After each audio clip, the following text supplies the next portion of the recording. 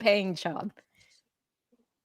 Hey, everybody. Thanks for being here. Tonight, we have our special guest, Tallahassee criminal defense attorney, Katie Bogenschutz, as well as law professor Joe Potuto. Thank you guys so much for being here. How are you?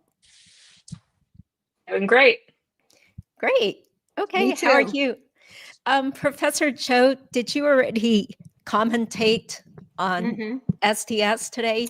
Yeah, I missed the I missed the morning, but I got on sort of early mid-afternoon. So I watched a good part of the voir dire, and then I watched the, well, we were off for a while, but heard information about the jury being selected. So I can tell you that because I've got that record. There are 8 men, 6 women, 2 of them are African Americans. Most of them seem to be 40, 45. I think there's one who is maybe 60, one in his 50s, one who's about 25. So, but it's mostly in that middle-aged range. They kept on the jury someone that I was really surprised the defense kept, but they may have run out of peremptories, who knows? But he was someone who is a project manager, civil engineer, accountant, who got, I think, a friend or a relative who was in law enforcement, who had a close friend and his wife's uncle, both murdered. Oh. And he's on the jury. That is interesting. Yeah. I just wonder if the defense just didn't have the peremptories, left to be able to do anything with him. There was another juror. I was on SNL and I was reading the chat. SNL? What did I say? STS, not Saturday Night Live. It's been a long day. Yeah, I figured you must be tired. Yeah. Yes, I am. STS, and there were a number of people in the chat who were worried about this one because he had been stopped on the road. Apparently the police had guns on him and it was a bad arrest. And so they thought that they couldn't understand why the state kept him on. But Joel provided more information later about him. He's an ex-military man. I think he's the one who is in his early 60s. And let me see if I have any other information about him. Yeah. And maybe that's about it. So he does seem to be, he does have a couple of things. I guess one thing that would make you think he would gravitate towards the defense, but he also has the military part of him, seems to me would make him a pretty good state witness. And according to the people in the chat, he was the only one, because they were there all day listening, whose biography made them nervous. So that's about it in terms of what I have. I don't have the occupations. Even when I was there later in the day listening myself, it was very hard to hear the jurors. So I just couldn't, I couldn't pick up what exactly they were saying. So unless the judge repeated a couple of times, one of the either Georgia or Josh Zellman asked them to repeat, and then I heard the sort of the occupation profession, but mostly I did not get it. So, but anyway, so that's my breakdown of the jury. Oh, well, that's very informative. Thank you so much. And what did you do during the breaks? Because that was kind of unpredictable when there would be nothing. Tim Jansen was on for part of the time with the breaks. I think I had one on my own. We had questions. So I was talking during the break. So for me, there wasn't a break. We just went. But it went long. Josh Zellman's. Did you see any of it, Katie? Or were you busy working and doing your real job? I watched some of it. And I will probably watch it again just because I always feel like I learn more from the voir dire than I do from like trying the case. Because that's the part I think that's the most difficult for it's the most difficult for me anyway, because once you get into the evidence, you kind of get into it. So I always like to watch other lawyers do it. I found the military guy really interesting. And then as soon as you hear about his background, it suddenly makes sense as to why you would keep him. He stayed, he fought his case. He realizes that the system is supposed to self-correct if somebody's falsely arrested, and he certainly didn't get on a flight to Vietnam. So, I mean, like that, I think to that guy, the flight is going to be a big one. Yeah. I thought Josh Zellman's voir dire or interaction with the jury went way too long. He was repetitive. My own view was he didn't really do a good job of establishing rapport with the jury. And I don't know, Katie, if you saw any of it, whether you would agree. He tried at times to establish it, but it just came off as off. It wasn't really sincere. So he would make a comment like, I have 4 kids too. He had some where he was trying, but it just didn't sound quite right. Yes. And I so totally I didn't agree. think, and I don't know, so I didn't think that was working well for him. And then I thought he asked at times very odd questions, or at least asked them in odd ways. So, for example, he asked both of the groups, do you have an acquaintance with the Jewish religion? Which I don't know what I mean, I understand that may be part of their, what they're doing in the defense, but I don't know how that question framed that way gets him any information that's useful. Because does that mean, well, yeah, I know there are Jewish people, or, I am Jewish, or it was just not focused enough. And then he didn't really follow up much at all with it. And I thought if he was trying to find out if people would be biased against Donna because of the Nazi uniform, on the kids, that could have been, first of all, I didn't think you needed to focus on, are you Jewish? Because it seems to me anyone would be offended, first of all, about using Nazi uniforms, but beyond that, about going after someone's religious faith and attacking that way. You don't have to be Jewish to be offended by it. You don't have to be a believer to be offended by it. So it seemed to me there was a better way for him. If that's what he wanted, there was a better way for him to get to that information. He did. There were a few times where I thought he did that. Mm-hmm. Yeah, I didn't watch 100% of today, but I was kind of like fast forwarding through deep dive true crime when I had time today.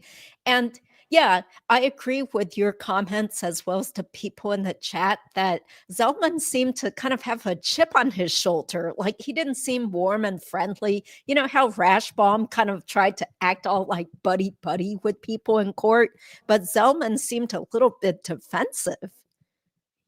With his tone. It was a little strange. Yeah. But what about that jury consultant? Because I was surprised they said, now we have here our jury consultant. I missed that. That had to have been before I was able to get on, so I can't. I thought that was somebody from his office. I thought that was a paralegal, no? Yeah, but there was also somebody else. I could have sworn Zellman, when he was introducing people at their table, he said something about a jury consultant. Maybe I misheard, but if you guys in the chat notice that, please let me know, because I thought that was kind of strange. And plus, why would he have said that? If he said it, why would he have said that? You could have introduced him as another lawyer or another assistant at the table. Member of the team. Yeah. Maybe I'll have to rewatch that. But if someone, yes, okay. Thank you, Tenten. Thanks for backing me up. I didn't think I made that up. He did identify the jury consultant. Mentor lawyer said it was a strategizer or strategizer. Okay, strategizer, I guess. Yeah, he did say that it was the lady. I would want a jury to know that I had a consultant working with me to pick a jury. I don't see why that would work well with a jury. In fact, he also at another point told the jury he grew up and lived for, I guess, a number of years in Miami, which, I mean, that one seemed to me to be either it wouldn't matter to the jury, or I just didn't understand it at all. Mm-hmm. Yeah. Well, what about, okay, this is kind of superficial, but I think Fulford looked good today. Didn't you think she looked a little more polished and her hair looked a little different? Yeah, Well, she did. I wonder if she's watching any of these shows. Yeah, maybe she heard of Kathy from Gossip Rumor Innuendo kind of Oh, poking fun I at didn't her. want to bring it up, but now I'm like blushing because I can't stop laughing at that. Okay, I'm sorry. Maybe we shouldn't be talking about looks and stuff. Well, speaking of looks, what about Donna's look? I thought she should have worn a more like maternal looking pastel top instead of a button down, sharp collared button down shirt. yeah. And I thought her hair looked much better when she had when she had the headphones on. I really thought it Mhm. looked good. It framed her face. Uh, uh, yeah. So Yeah, I mean, I don't know who's in charge of her outfits, but like I think I mentioned before, it can be really difficult if somebody's been in custody for a while and their body has changed based on being in custody, whether they've gained a bunch of weight or, in some cases lost a bunch of weight. And then you're as the lawyer trying to like measure them and figure out like how are we going to do this? And like usually I have them try on my jacket. I'm like, okay, it's 5 inches longer in the sleeve than mine. So, that's the best thing that you can do because you can't take them out to a store. didn't I hear that they brought in clothes to her to try on? Yeah, I I'm did sure hear I they thought I that. heard did. that somewhere. If I were doing it, I would have bought something that I thought worked and bought it in 3 different sizes. And she Mhm. certainly had the money to be able to do it that way. Right. I mean, I have not done it with a female defendant previously, but I know there's like a finite number of shirts and things that you can have in the jail to dress them out too. So that's another issue because they just don't want to have custody of that stuff. So But if you it's brought it almost like in and she tried it on and then you decided, hey, it's the 12 that works, you could take the 10 and the 14 back. right. You wouldn't keep 3 sizes there. Yeah. Well, she's also I mean, to me, I think she would also be in potentially petite sizes, at No, least maybe in somebody said she's actually taller than they expected her to be. Yeah, was it well, a mentor or somebody, maybe someone in the chat said that, "Oh, I'm surprised, she's actually taller than I thought she would be." hmm. Yeah. But I mean, I would have done like something in florals, Yeah, Mhm. grim puffer. maybe, Yeah, yeah, some florals, pastel. yeah. I mean, even if you're wearing a dark color on the bottom and a dark sweater, Mhm. nice, couple A little roses. lacy collar. Yeah, Yeah, little lace. Yeah. yeah, it seemed very much almost like a capsule wardrobe kind of a thing where you Mhm. could mix and match. Yeah. Well, getting Mhm. back to jury selection, Katie, did you watch much of it? And what's your overall impression of how it went?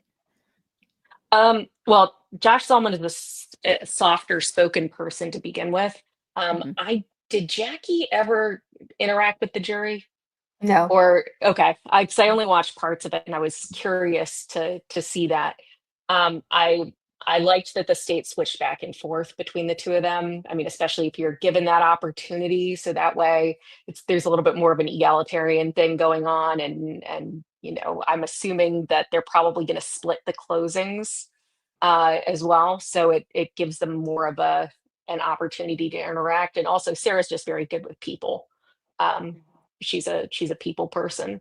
So and there's some people who think that Georgia may not be like a little bit more ice queen kind of a personality.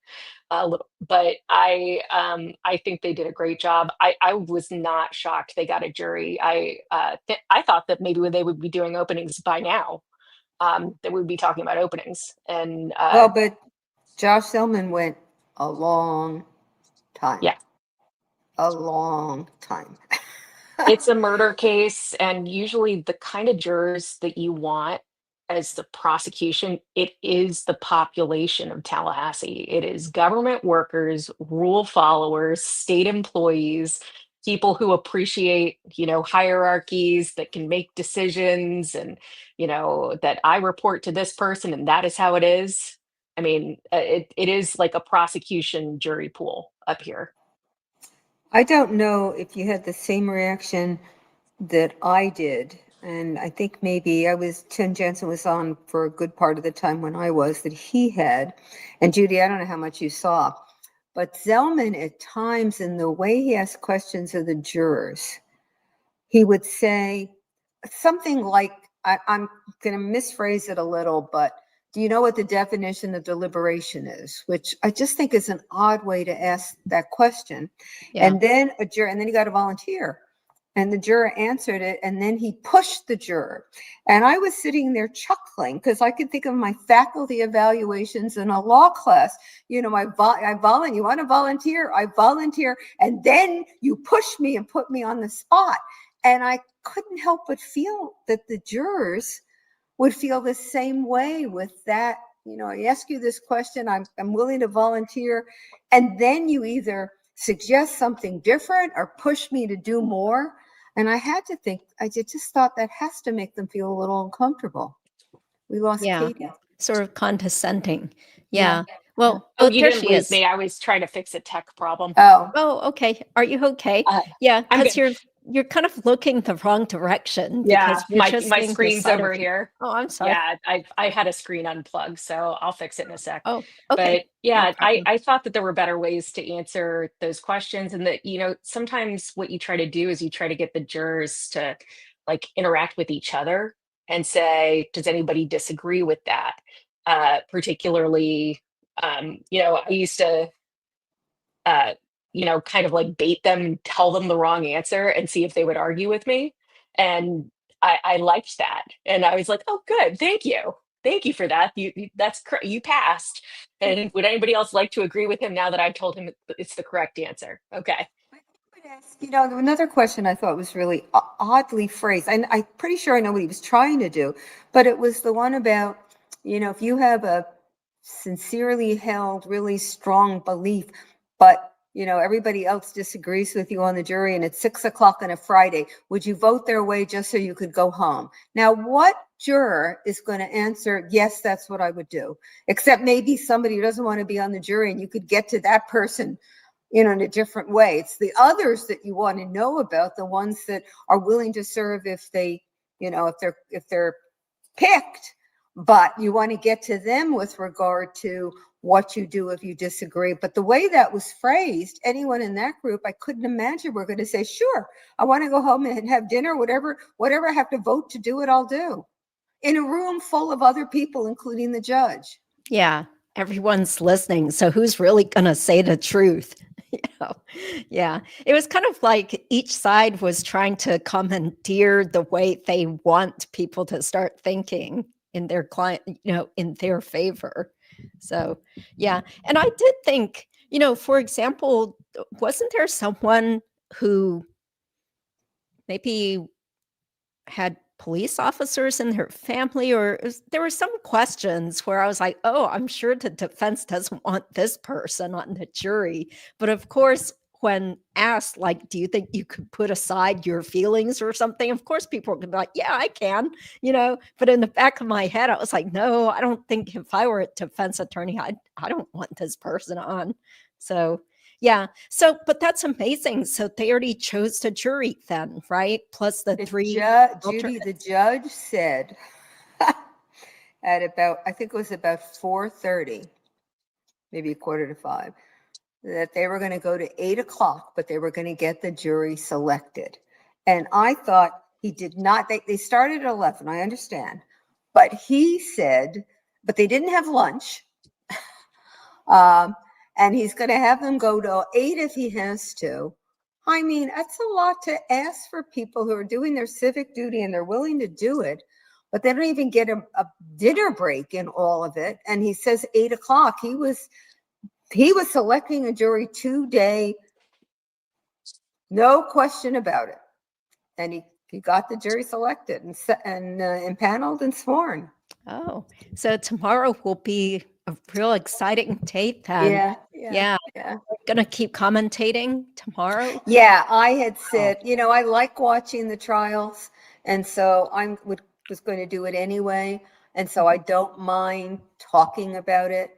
And so I said, sure. And opening statements supposedly are going to start at 9 tomorrow, and I'm really fascinated. If I had time tonight, and I don't think I will, I would go back and pull Sarah's opening from Charlie's trial just to see what is different in the opening, because that will signal what different aspects of the case the state is going to be focusing on now that it's Donna's trial. I think that may be the best way for anybody in your chat who has the time, the best way to get a real feel for how the state will be handling Donna's trial. It would be to go look at the opening that Sarah did last time and compare it. It'll be Okay. really, Oh, I wish interesting I to do. had the time, but geez, all these I know. client things just keep popping up, and I'm Yeah, gonna be so busy tomorrow. Life is just inconvenient, isn't it? Yes, you can't just sit around being obsessed with different No. criminal trials, and talking on YouTube all the time. So, yeah. What about you, Katie? Are you gonna tune in tomorrow? Yeah, I'm gonna try. So when Charlie's trial was going on, I was about 9 months pregnant, like, been waiting to go any day. So I was Oh, basically, I think legally considered a planet at that point, and nobody wanted to be near me. Nobody wanted to. So I really got to enjoy watching that, because I wasn't sure what day, I was going or not. And I made it to the end, and he got convicted, and then Donna got arrested, and then I had the baby. So mhm. that was nice. Oh, good. Okay, so you got to chill out and watch the Yeah, this trial. time not so much, but Yeah. we've got a weekend here. I assume I'm going to get to listen to the openings, well, at least while I'm walking the dog. Oh, okay. So you're not planning to be there in person to sit around? No, I don't think I will unless there's going to be some interesting motions that happen. And I have an idea that some might happen, but I don't know if they will. Mhm. Like Okay. mid-trial, where I would just want to sit there and really watch the players. Yeah. Well, do you go to that courthouse all the time Yeah, yeah. for work? I'm there probably 4 or 5 times a week. Oh, okay. Yeah. Yeah, so I can see why it's not like wonderful and attractive to you to spend more time just sitting around there not getting paid, right? So, Right. Well, it's also I just find the acoustics in the courtroom awful. Like yeah. you're able to see and hear so much more uh, watching on the internet. So why Mhm. not do that? Yeah. But yeah, if there's anything really interesting going down, like when the Rashbaum thing and Charlie objected to him continuing being the lawyer, I was sitting there like this in the Oh, courtroom, wow. watching, Yeah. enjoying Okay. myself. Yeah. It is very riveting. Yeah. Maybe we'll go ahead and take some questions and then call it at night because it's been an exhausting day for me and I have so much work to do. So, okay. And I'm sure Joe is exhausted too, right? From talking all day. Well, yeah, but I'm also energized by it, so I'm not. And the later it gets, the more awake I am. 8 o'clock in the You're one of morning for those. me is not a good time. Midnight is great. Oh, well, same here. Yeah, I hate Yeah, mornings. I can't Yeah, me believe too. they start at 8:30 sometimes. I was yeah. exhausted when I was there in person during Charlie's trial. Well, I saw somebody in the chat ask if 9 was firm for tomorrow. The judge wants the lawyers there at 8:30. He told the jury to be there by 8:45. And what the judge has done in the past is it's 9 o'clock, and he's really prompt. So unless there's a motion or something that we don't know about, the one or the other side is going to raise, I think 9 is a pretty solid guess as to the time they're going to start tomorrow.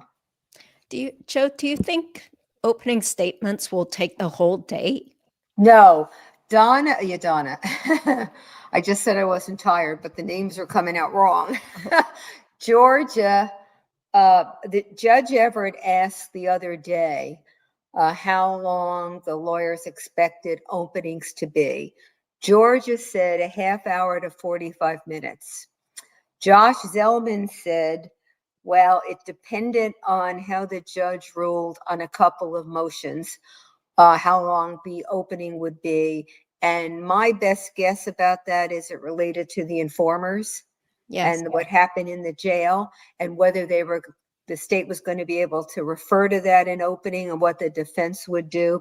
And he also at least suggested that they might reserve their opening till after the state case, after the state presents its case.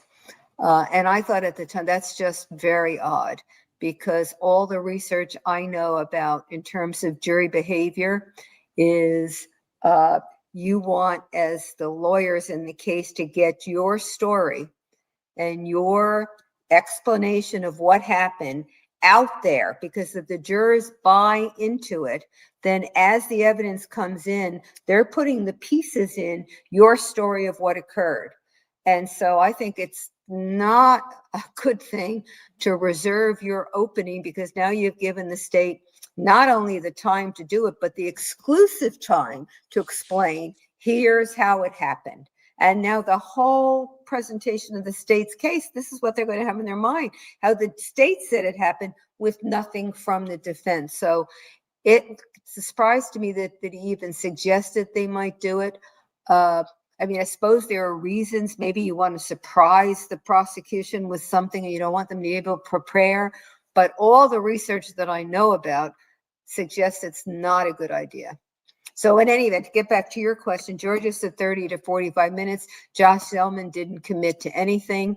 And if he does in opening what he did in jury voir dire, it will be a lot longer than 30 to 45 minutes. But I still think by at least after lunch, if not before, Georgia will be putting on her first witness.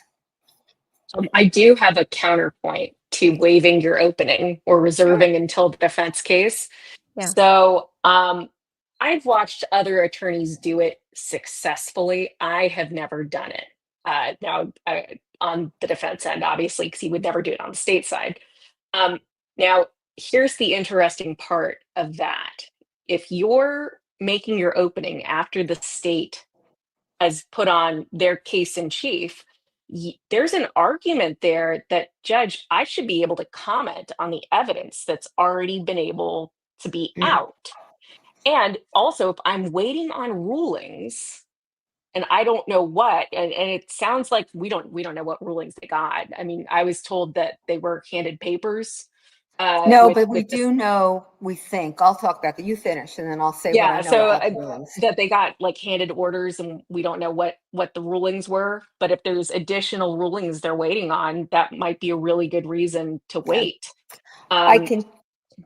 You finish. I'm sorry. Oh, and you basically get like two closing arguments. The state gets the sandwich in the state of Florida, so they get the first half and the second half after the defense. But if you're the defense and you're coming in there, I get to comment on all the state's evidence that's come out first and make my opening at the same time. So I get two bites at the apple at a closing, essentially. But you're still, aren't you, in an opening limited? I mean, theoretically, we're supposed to be making general statements and not commenting on particular evidence in a specific way. The evidence will show. You're supposed to say the evidence will show. Well, Judge, the evidence has already been on. Yeah, I know. It's right. I'm not predicting the future. I'm predicting the past. I should be able to comment on it. And I watched an older lawyer make that argument and get away with it. And I was like, interesting. It's a good point. All I will say is the research is against the point, because it all is on you let the jury get that story, and it's hard to dislodge it. Right. But it's a good counterpoint. Is against it. I watched somebody do it very successfully. Now, granted, they also got away with essentially murder during the trial, so I don't know what was the effective part of it. Okay, interesting. Okay, let's answer some questions. What do you think about two pastors on the jury? Maybe Professor Joe? Donna's new counsel watched Rashi talking to the jury. I didn't know, but Chris, as I say, I didn't hear the first group, but I don't think anyone said he or she was a pastor in the second group. So if they're pastors on the jury, it's not anything I know about. Now, there is traditional wisdom on some of this. You don't want somebody who's going to be very, very sympathetic to arguments from the state side on the jury, and you would think pastors, since they're in the counseling and forgiveness business, would be more inclined that way. So if there are 2 on the jury that the state let be on the jury, I'm surprised. Unless potentially, I mean, you could make an argument that, if you're very, very Catholic, that might be in my favor if you're the state. Heaven, hell, do not do not pass go, do not collect $200, go directly to But hell. pastor doesn't sound like a Catholic, a priest or Right. a Catholic. Does it? I mean, it No, doesn't it ring doesn't. that way. Yeah. Sounds a little forgiving for my taste. Okay. Was the defense trying to ask who is Jewish without asking who is Jewish? If that's what he was trying to do, he did a very bad job of it. Okay. Yeah, because I don't think it matters either way, because people who are Jewish could be so disgusted with what Donna allegedly did. So they might not be on her side just because they're Jewish.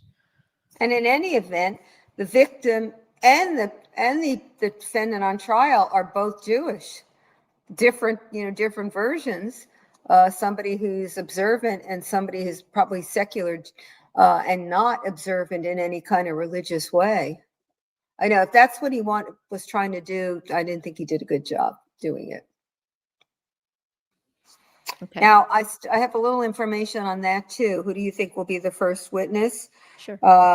Georgia, after today, was caught in the hall by Jim Burlow. Is it Jim? Jeff Burlow, the Tallahassee yes. Democrat. And he asked her, and she said it was going to be pretty much the way it went for Charlie's trial. And if that's true, didn't they start out with the first responders and then the guy next door, and then they went right to Wendi or something on that order? You think they started with Geiger? Yeah, I can't remember. I thought they started with Wendi. Or am I thinking of another trial? I'm sure that Geiger came before Wendi, because somebody's got to. But I thought there might have been, I think it might have been Geiger, the fella on the phone who he heard Schlaser say, there's somebody in my driveway, I don't recognize him. And then it went to, I think you're right that Wendi was early, but I don't think she was first. Yeah, I don't think so. Geiger was a phenomenal witness. Yeah. He's so wonderful. sad. Yeah, so sad is right. And he has to keep reliving it. I've made this point before, but being from, I don't know, Joe, if you feel this way, being from a larger metropolitan area, like if you hear a gunshot, are you going over to check on your neighbor, or are you just going to stay in your house? Yeah, and it wasn't even the gunshot. He noticed a strange car in the driveway. Yeah, no, clearly right. It wouldn't happen. But that's, Or I I shouldn't mean, say I've said that. that before, being from South Florida, that that's one thing the gunman didn't plan for, is that there's, the nice Southern people in Tallahassee that care about their neighbors. Yeah. Well, I think even more extraordinary than Geiger, from my perspective, was the fella from the school who didn't know Daniel Markel at all, who's on the phone with him. And when Daniel Markel doesn't get back on to talk, is worried enough that he searches out his address. He went online to find the address and then called, into 911. That to me is just an extraordinary level of, caring for your neighbor. Yeah. Well, I think Schlaser also was put in touch with Dan through Schlaser's friend or somebody who was colleagues with Dan. So they sort of had that loose connection, but that is great that he cared enough to alert 911 about this.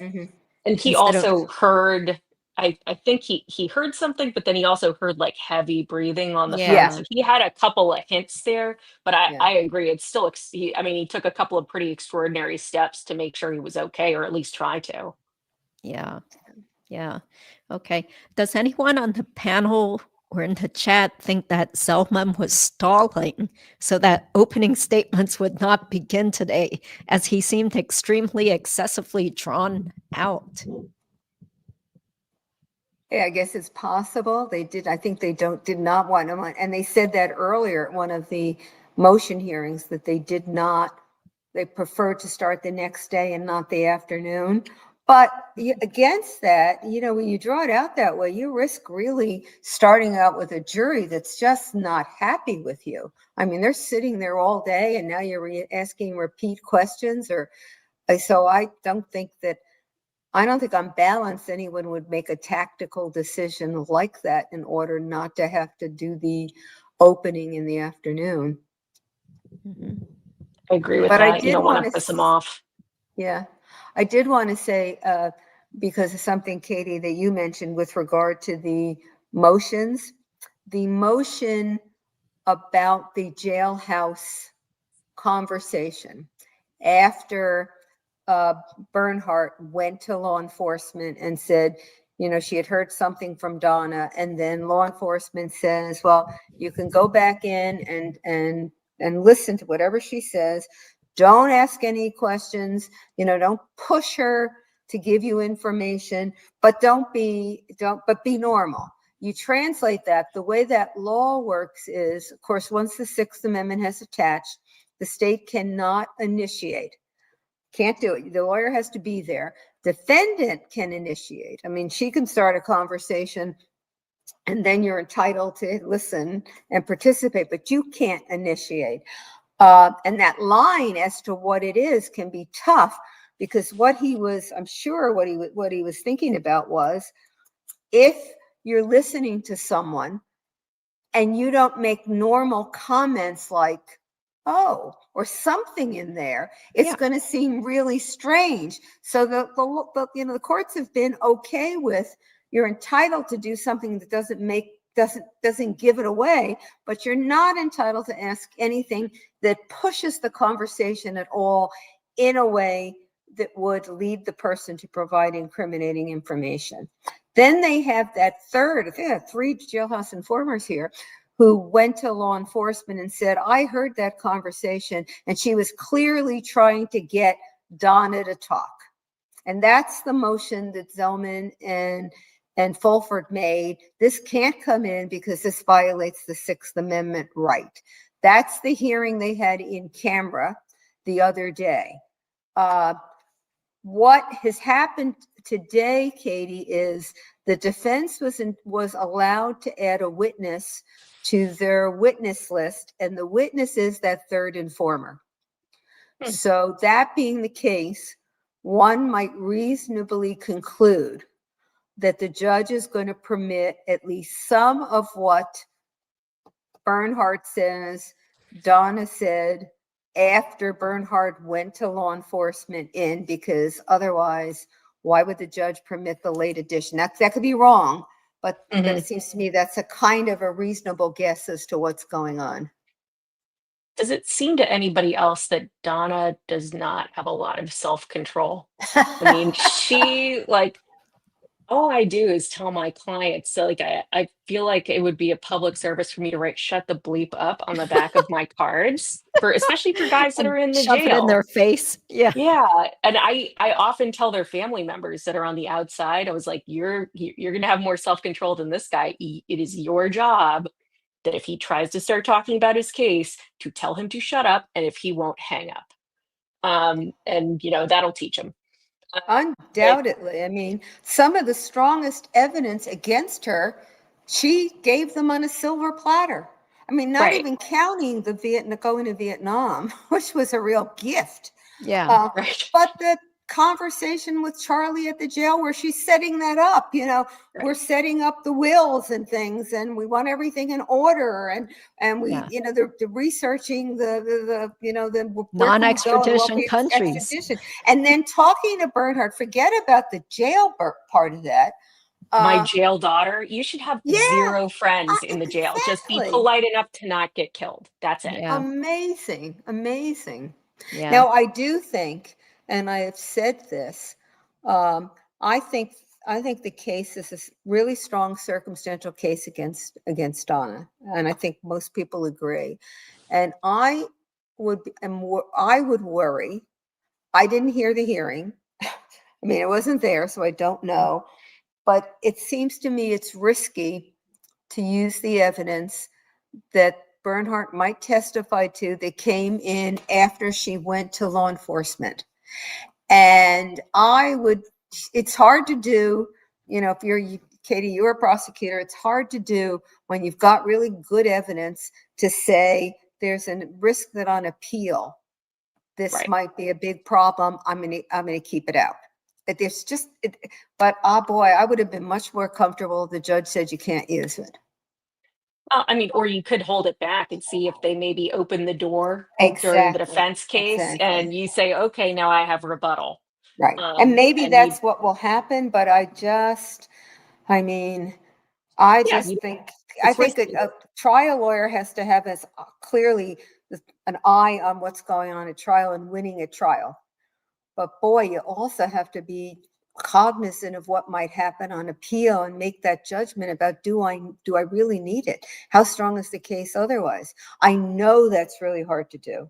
It's really hard to do, but boy, it makes me a little uneasy. Now, it may be that the evidence is very different than the way Zellman and Fulford presented it in that motion. Much, much different from the way they presented it, but it makes me a little queasy. So I'm going to be very, very interested in hearing what Bernhardt says, and in particular, what the law enforcement can say about what she was told and when in the sequence that conversation happened, and also what that other informer who said she overheard actually heard and how she's handled on cross, because that's we just haven't seen and we don't know. But it makes me queasy.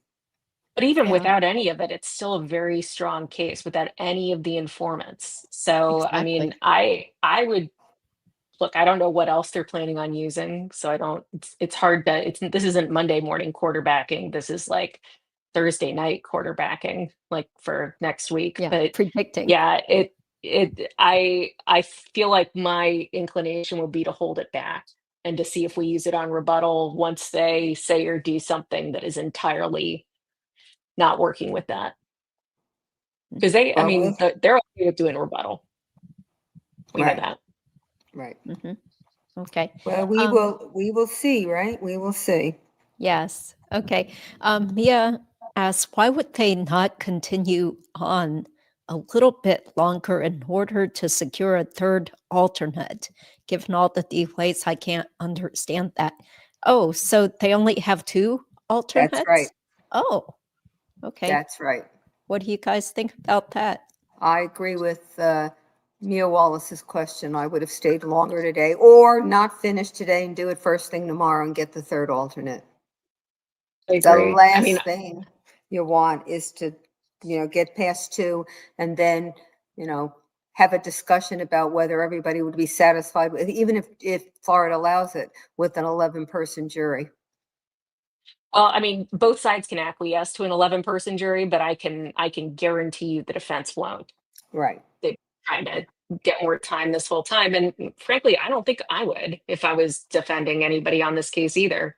Like even if I felt good about it, I wouldn't. Yeah.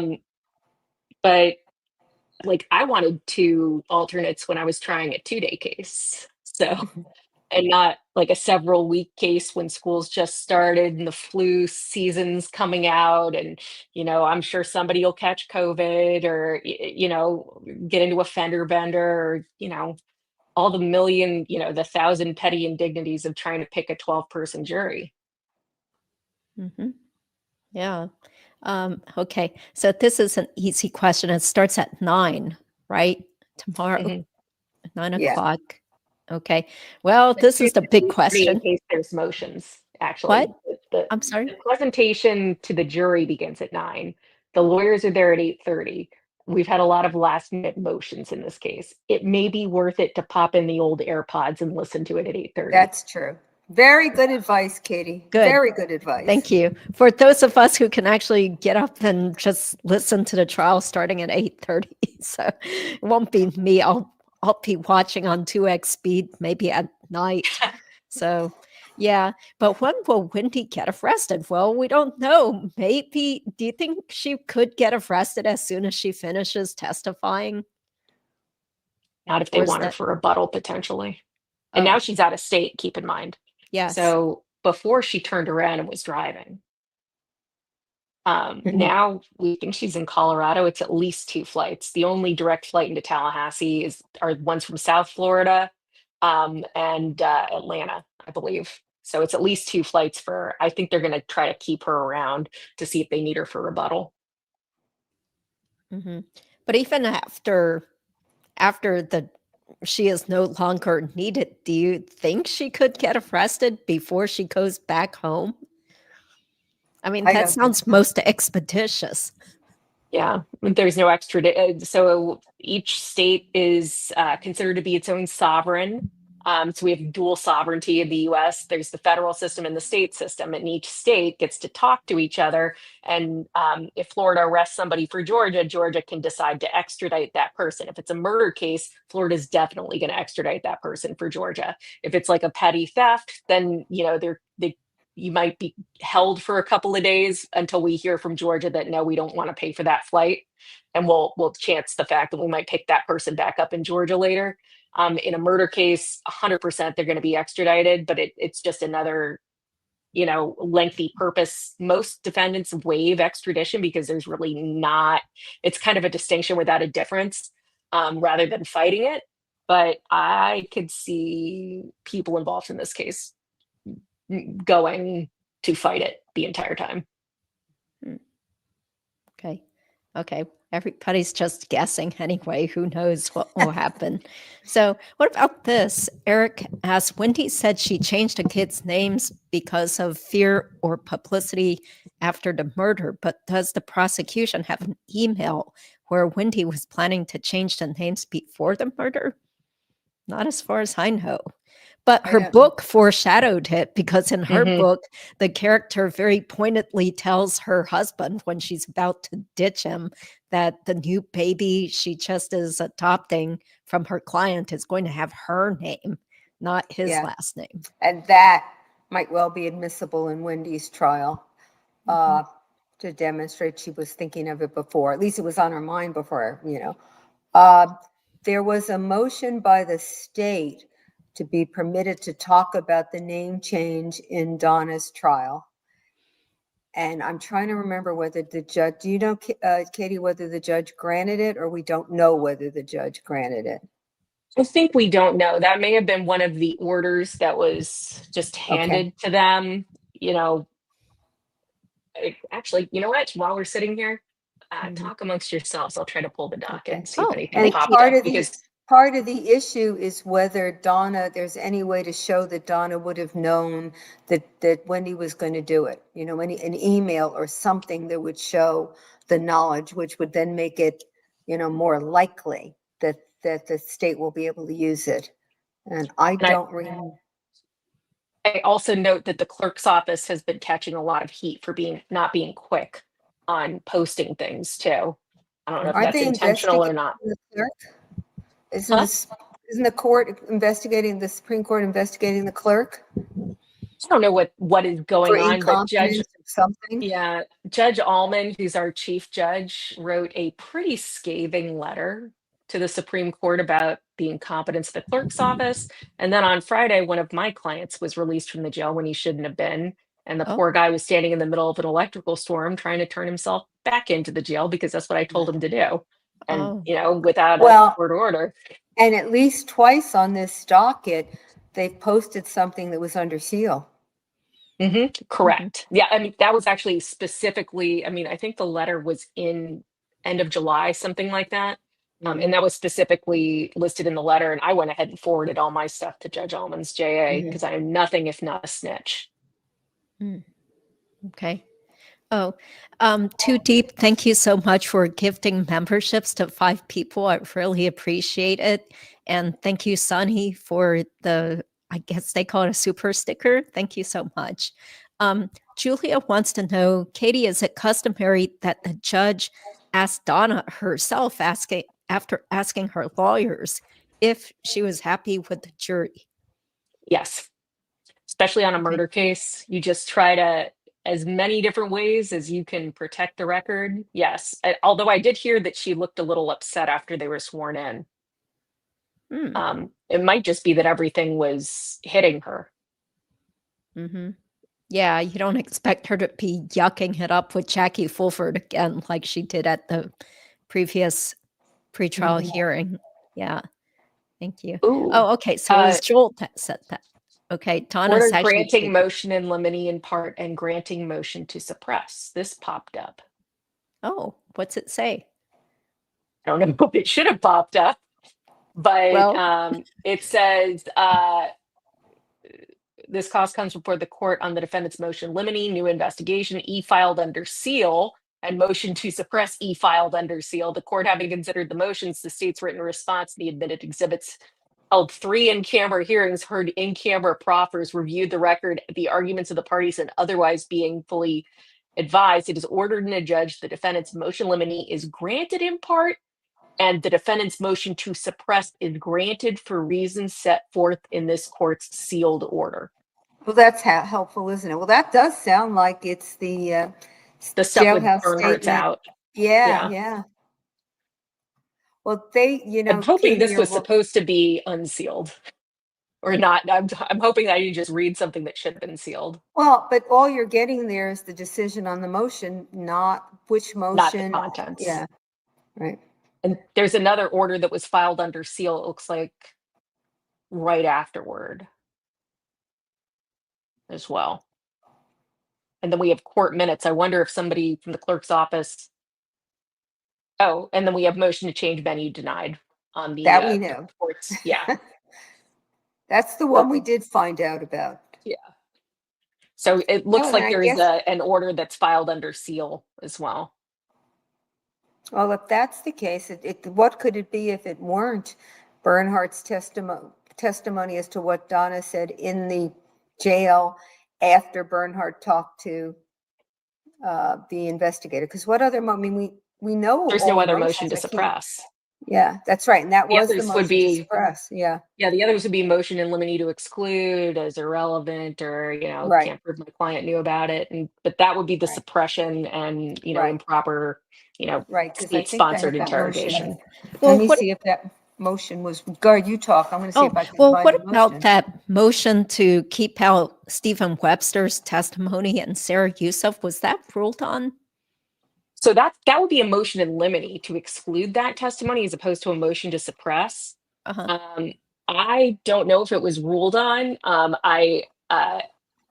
Stephen Webster, when he was testifying, first of all, was a devastating witness.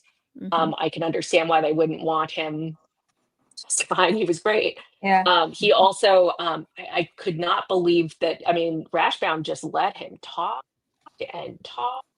Yeah. And I love Stephen Webster, but it kind of reminded me of, I actually have a co-defendant case with him right now that we've been going back and forth on. But it's like, if a tree falls in the forest and nobody objects, that tree doesn't exist unless that tree is in fundamental error. So I mean, he just kind of took it and ran with it. And it kind of reminded me of being on one of those old trial teams when you had a team against you that wasn't really super prepared. And you were like, let me just screw with these people. And you just kind of, you run for it. Yeah, with regard to Webster's testimony, Judge Everett ruled that to the extent it relies on him being an expert, that unless he can qualify as one and it doesn't appear in divorce law and custody law, he's got the background to be able to do it. That is excluded. With regard to his testimony more generally on other kinds of things, don't require that you be an expert. The judge said it's premature to rule on it. As it comes up, then they can re-raise and they'll go sidebar and, argue it. So I have the motion that they filed on the jailhouse stuff. And it's listed simply as a defendant's motion in limine, new investigation. And then what they seek as their remedy is prohibiting the state from introducing evidence from the new investigation, which I suppose you could characterize as a motion to suppress, right? Well, I mean, if Well, it's the new investigation was, I mean, there was also an investigation into Donna right, using the phones and right, right. you know, But this motion, motion to uh, suppress and and it says I reviolation don't have a one, motion to suppress stated as a motion to suppress in my lap. The only but motion to it's suppress under on related to the 814. wiretaps. It was filed 814. Motion to suppress. Ah, That was yeah, and so that one was filed under seal. That's the only so motion to what in the suppress. world? And then here's another that's the clerk's office is calling it a motion to suppress, but let's see if it's actually a motion to suppress. Although the way e-filing works, oh, yes, I have. Well, I don't know if I should have it, but the defendant's motion to suppress the Bernhardt stuff here. Yeah. It's styled as a motion to suppress and it was filed 813. All right, so the one that I have, let's see what date is the one that I have on my lap. Hang on just a second. The date is, I don't find a date on it, darn. Do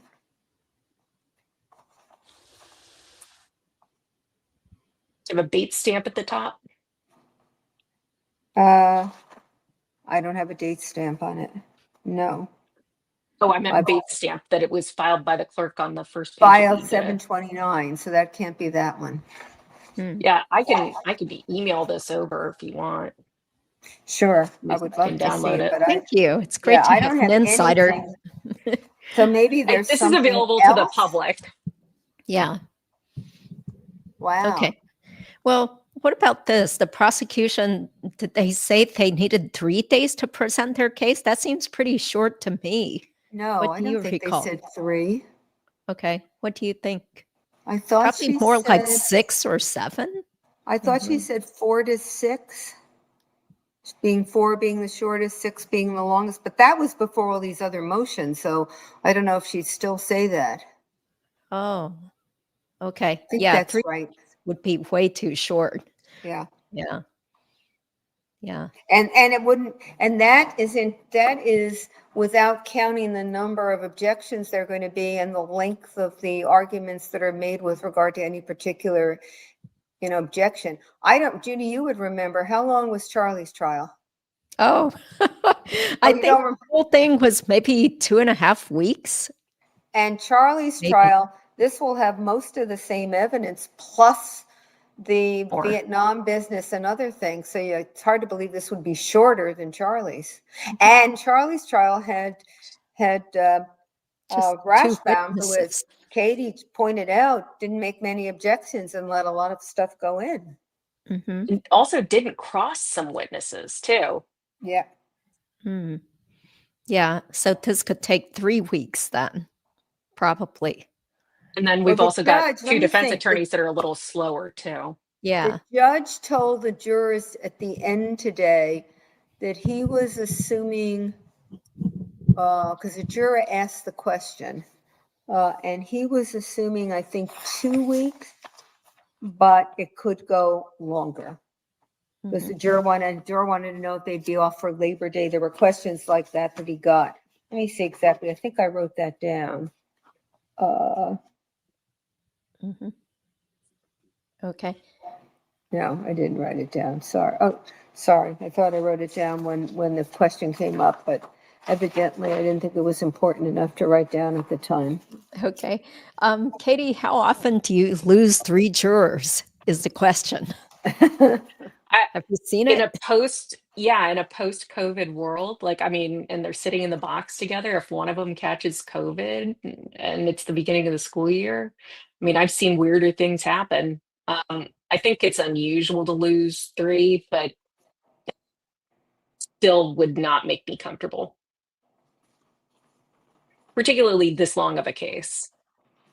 And there's 12 spots. Most juries are 6 in Florida, unless it's a murder one. Well, actually now, or capital sex bet, now that we changed the law, although there's some argument as to whether that's just unconstitutional to put somebody to death for a non-murder. Mhm. Yeah, according to the U.S. Supreme Court, the U.S. Supreme Court would have to reverse itself to Right. get there. Or as I put it when I was in sex crimes, Louisiana ruined the party for everyone back in 05. Katie, do you think it's possible at all that in the agreement at the end of today to go with 2 alternates, they also both agreed that they would take an 11-person jury if both alternates had to serve? Think that's even theoretically something they might have done? I think the state would, but I can't imagine the defense would. Yeah, I wish they Unless had. their client was jumping up and down saying, yes, yes, yes, go do it. And I'll do a colloquy with the judge about how you told me this was a terrible idea and I decided to do it anyway. Okay. Does anyone on the panel know how many jurors were let go because they knew about the Markel case? I do not. Mm-mm. Yeah, I think that was done when we couldn't see it on the screen. Right. Yeah. I mean, it's a transient town. Mhm. People move in, move out, administrations change. We had a different governor in 14. Mhm. Okay. Let me keep scrolling down because it is an hour now. So I kind of wanted to get going. Yeah, people are asking me if I'm going to the trial. And yes, I am, because I bought my plane ticket, I booked my hotel, but I'm not really wanting to publicly state when exactly I'm going to be there, just because, there have been some kind of strange people contacting me because of YouTube.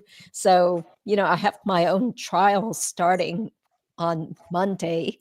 So, sometime after that, I hope to be in Tallahassee for a little bit, and I'll be reporting live from the courthouse, or, live from the hotel room. So I'm looking forward to it. And I'm looking forward to meeting you, Katie. So I'll definitely have to text you so we can figure out a time. Yeah. And by the way, I did write it down. The judge said he expected the trial to end by September 5, but could not guarantee it would not go longer. Mhm. That's the judge's answer. Yeah. But seems as though the judge thought they would get to openings this afternoon. So maybe he's not the best gauge of time. Mhm. It's kind of like quantum trials. I am notoriously bad at trying to estimate how long something is going to take in court. Because it depends on both sides too. Yeah. And who knows how many witnesses Donna is planning on calling for real.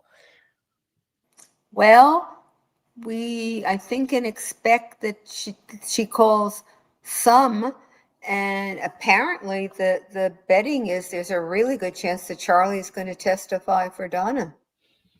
Yeah, I agree. I that's what I changed my heard. mind on that. Huh? What'd you say? I agree. I changed my mind on that recently, as to whether he would testify for Donna. Yeah.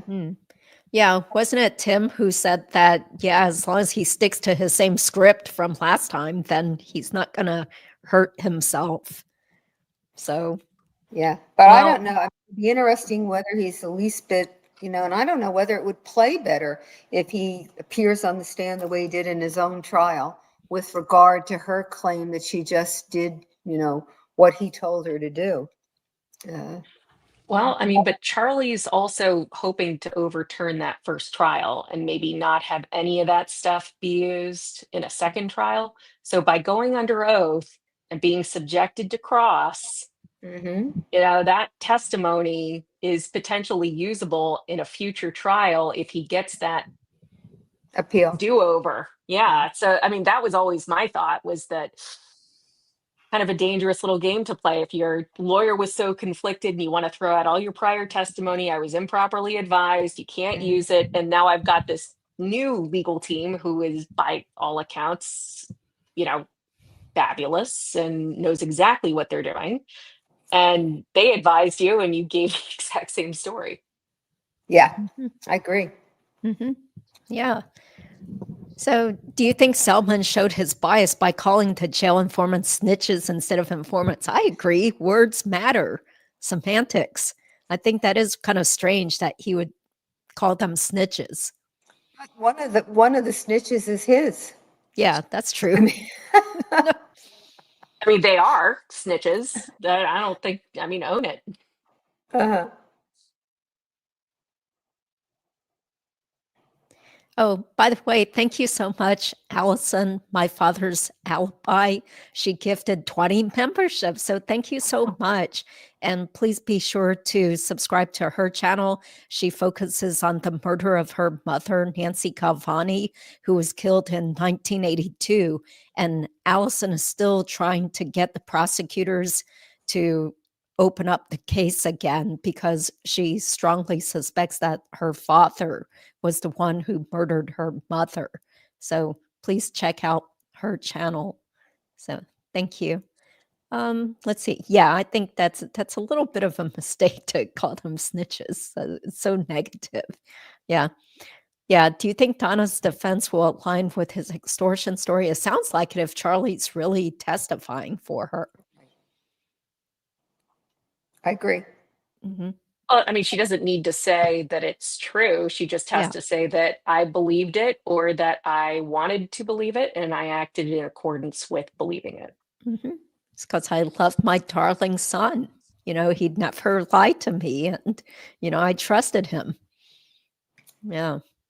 And then she's going to have to confront all the little pieces of evidence that showed that she's not the person who wouldn't be in control of everything as compared to someone who would simply say, you said it, I believe it. Actually, if that's the way it comes out, we may very well hear from Robert on rebuttal. Mhm. I said earlier today that it's really an irony here that this may be the first time in 11 years that all members of the family are going to be in the same town at the same time. And a family that was so embedded, at least 4 of them, and so into each other's business, have not all been together for all those years. And now it's a trial of one, with one daughter providing evidence on the state side, one son maybe coming in to support the mother, and a second son coming in to rebut what the first son said, and the father sitting in the jury watching, in the gallery watching it all. It's quite a Greek, in a way, Yeah. even though they're not sympathetic characters and I think they're guilty, it's still like a Greek tragedy. Shakespearean, Yeah. something like that. Yeah. So, will Georgia set the record straight that informants are heroes and referring to them as snitches? I don't think so. Like, she doesn't need to set the record straight, right? I mean, No. I don't think she needs to say these people are heroes, and I don't think she Yeah. would say, given the long records of them, and one of them, her star informant has some pretty, serious crimes there. So it seems to me it would be ill-advised of her to say that they're If you're the heroes. state, you own it. You're like, hey, you don't, you're not allowed to say this, but like you can't prosecute state and expect to have a bunch of angels as witnesses Exactly. And who is she going to say things to in the jail? in the If jail. not somebody's in there for other crimes. Yeah. Mhm. And bad enough that they would be held without bond and not be able to make bond or not be able to make bond. So, a pretty extensive criminal history or in there for something pretty serious. Mhm. Yeah. So as far as I know, Rob Adelson has not shown up because why would he need to come so early? They haven't even started calling witnesses yet. Yeah. So great to see Tanika's 2 cents and Jackie St. Germain, True Crime Wifey, Allison. There's a lot of people out there who are also covering the Markel case. So it's great to see you guys here. Oh, how do they explain their phone calls? Well, that's what I want to know. Like, are they going to talk about how they always talked about buying TVs? They were obsessed with televisions. Well, the question is not so much how they're going to explain it, as whether they can explain it in a way that's believable to anyone. Yeah. Yeah. If Charlie says it, can Donna avoid the stand? I feel like Donna is itching to get on the stand.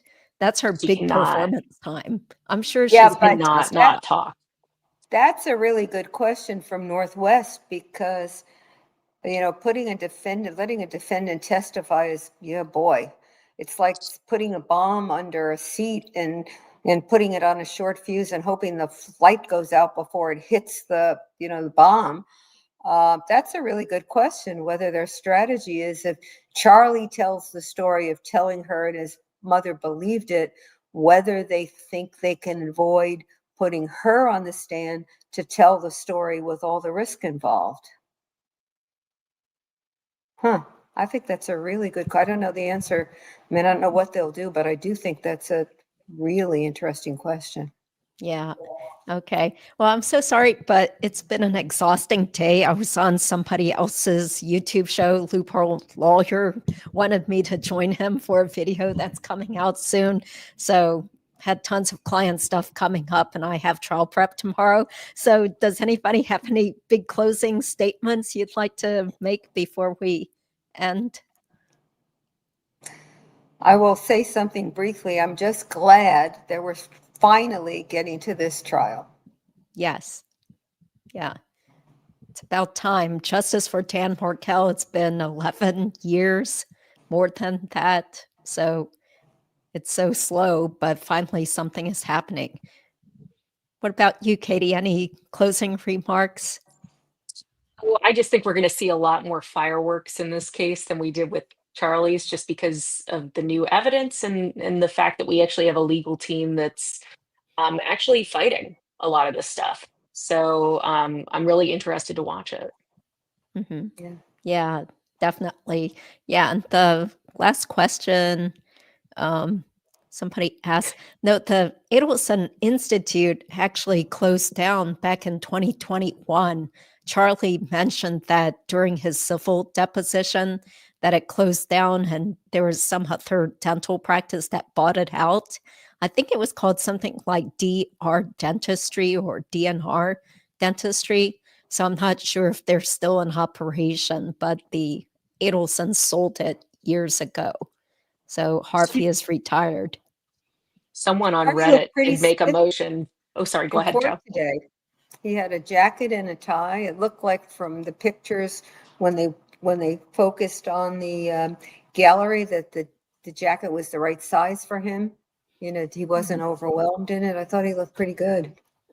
He wasn't wearing his members only jacket today. No. Somebody joked that when he was making those funny hand gestures at the photographer, he was wearing his members only jacket to remind himself of the 80s when he was in his prime. The thing they did was, they had reserved the 2 rows behind the defense table for Donna's friends and relatives.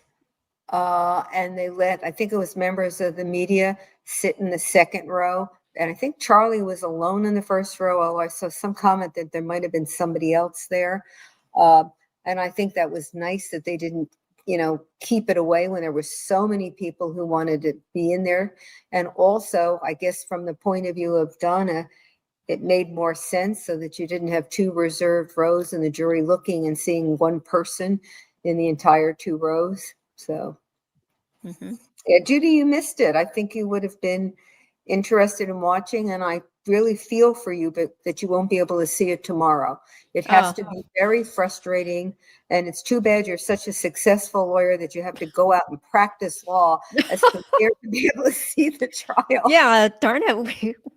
I mean, my priority is to watch the Dan Markel trial, but darn it, work has to be done. This is a case that has been going on for 2.5 really exhausting years. It was first voluntarily dismissed, then the plaintiff refiled the case and got a lawyer, and it's just been a mess. So I've really got to focus on that. Yeah. So okay, I think we addressed everybody. Oh, hey, Mona is here. And also I forgot to give a shout out to my friend Dawn DeKisto's YouTube channel, because she's also been covering Dan Markel's case for years. So thank you guys for all being interested, and we're here together, so excited things are totally finally happening. So thank you both for your time then, and hopefully you guys will come back after my trial is over and I can get back to Dan Markel. It's bad timing, Judy. You're a responsible lawyer, and put your client's interest first, and that's the right thing to do, but it's bad timing. Yeah, sure is. So, Good okay, luck, well, by thank the you. way. Yes. And good Good luck. luck. Yeah, I don't know what's going to happen. Maybe I shouldn't talk too much about it in case we lose. So then I'll be like, oh man, I lost, But hey, the law is the law. It's not up to Right. me. So yeah. Right. So okay, well, take care then. Thank you so much. Thanks, Bye. guys. Justice Nice for seeing you. Bye, Dan. everyone. Bye.